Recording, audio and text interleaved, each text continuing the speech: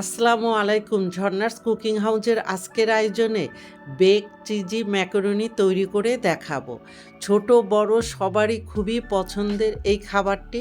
আর এই রকম লোভনীয় খাবার কে না খেতে পছন্দ করে বলেন? ভিডিও ভালো লাগলে লাইক, শেয়ার, কমেন্ট ও সাবস্ক্রাইব করে নিয়মিত আমার চ্যানেলের সাথেই থাকবেন। ম্যাকারনি তৈরি করার জন্য প্রথমে এখানে আমি 1 কাপ মুরগির বুকের মাংস এইরকম ছোট ছোট টুকরো করে কেটে নিয়েছি। আপনারা চাইলে এখানে কিমাটাও ব্যবহার করতে পারেন।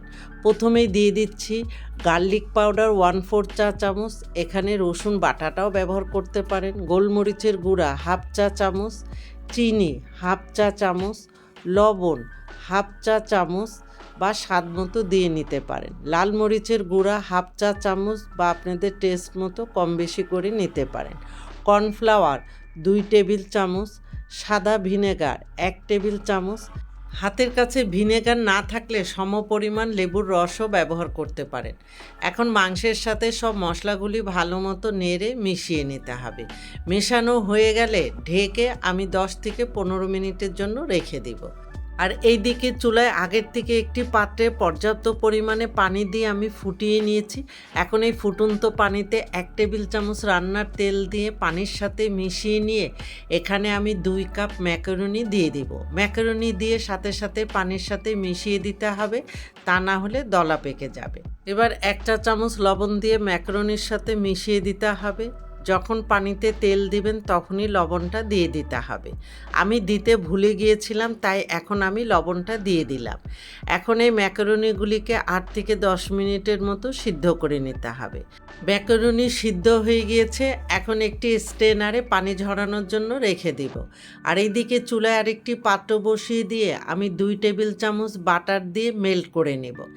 বাটারের পরিবর্তে আপনারা তেল বা অলিভ অয়েলও ব্যবহার করতে পারেন। এবার 1 টেবিল চামচ রসুন কুচি দিয়ে 10 থেকে 15 সেকেন্ডের জন্য ভেজে নিতে হবে। খেয়াল রাখতে হবে রসুন কুচি কোনোভাবেই যেন পুড়ে না যায়। 15 সেকেন্ড পরে 1/2 কাপ পেঁয়াজ কুচি দিয়ে রসুনের সাথে মিশিয়ে আরও কিছুক্ষণ ভেজে নিতে হবে।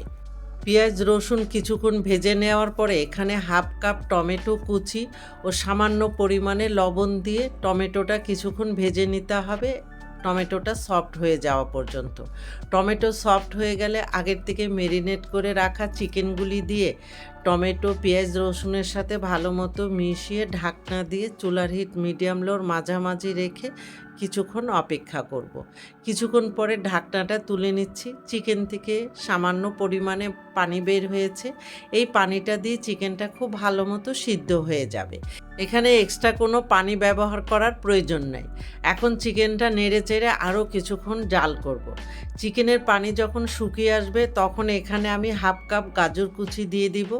এখানে চাইলে আপনারা ক্যাপসিকামও ব্যবহার করতে পারেন। চিকেনের সাথে গাজর কুচি ভালো মতো নেড়ে মিশিয়ে নিতে হবে গাজরগুলি সফট হওয়া পর্যন্ত।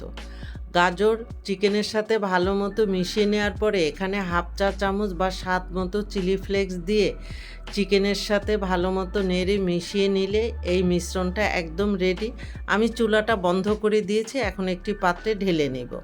ম্যাকারনি বেক করার জন্য এখানে একটি ওভেন প্রুফ বাটিতে আমি বাটার লাগিয়ে নিয়েছি। লাগিয়ে প্রথমেই দিয়ে দিব সিদ্ধ করে রাখা ম্যাকারনি দিয়ে তার উপরে রান্না করে রাখা চিকেনের মিশ্রণ দিয়ে ভালো মতো সমান করে দিয়ে স্বাদ মতো টমেটো সস আর এখানে আমি মোজারেলা চিজ নিয়েছি। আর এগুলির আসলে কোনো পরিমাণ নাই, আপনাদের ইচ্ছা মতো দিয়ে নিতে পারেন।